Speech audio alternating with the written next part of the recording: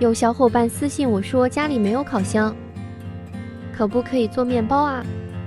那今天我们不需要烤箱，做一个好吃又松软的甜甜圈。面粉300克加3克酵母粉，再加40克白糖，再磕1颗鸡蛋，100克牛奶。如果不喜欢牛奶的，可以用清水代替。先用筷子搅拌成絮状，等搅拌的没有干粉了，再倒入10克食用油，继续用筷子给它搅拌一下，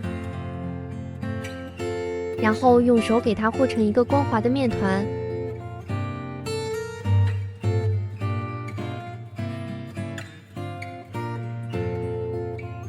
盖上保鲜膜，放到温暖的地方，给它醒发到2倍大。醒好的面团体积明显变大，拉起来里边全是蜂窝状。把面团拿出来放在案板上，给它揉搓排气。这里可以多揉一会，把里面的空气全部排干净，这样做出来的甜甜圈口感会更细腻。最后用擀面杖给它擀成一个大饼。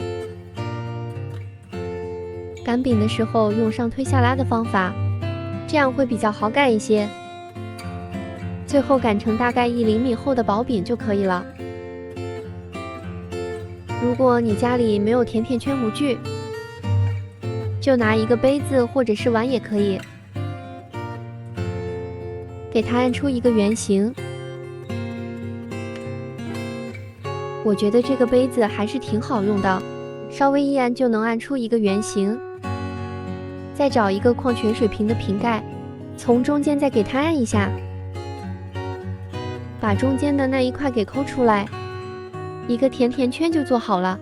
剩下的边角料我们再给它稍微揉一下，给它搓成一个长条，再揪成同等大小的剂子，把剂子再团圆一些，用手轻轻地按一下，再用擀面杖上下给它擀一下。这是甜甜圈的第2种做法。最后再用瓶盖给它抠一个圆圈出来，一个甜甜圈又做好了。你喜欢哪种方式，你就用哪种方式去做。全部做好后，盖上一个保鲜膜，让它2次醒发。2次醒发后，它的口感会更加松软。等变得轻飘飘的时候，我们就开始下锅炸，油温大概4-5成热的时候，把甜甜圈放进去一会，它就会飘起来。下进去之后要改成小火慢慢炸，否则火太大的话，它外边糊了，里边还不熟。等一面煎至金黄后，再给它翻个面。慢慢的，每一个甜甜圈的体积明显变大。炸好后，我们把它捞出来控一下油。全部炸好后，可以直接吃，也可以蘸一点糖粉。蘸上糖粉之后，甜甜圈会更加的甜，更加的好吃。每一个都沾匀糖粉之后，我们的甜甜圈就做好了。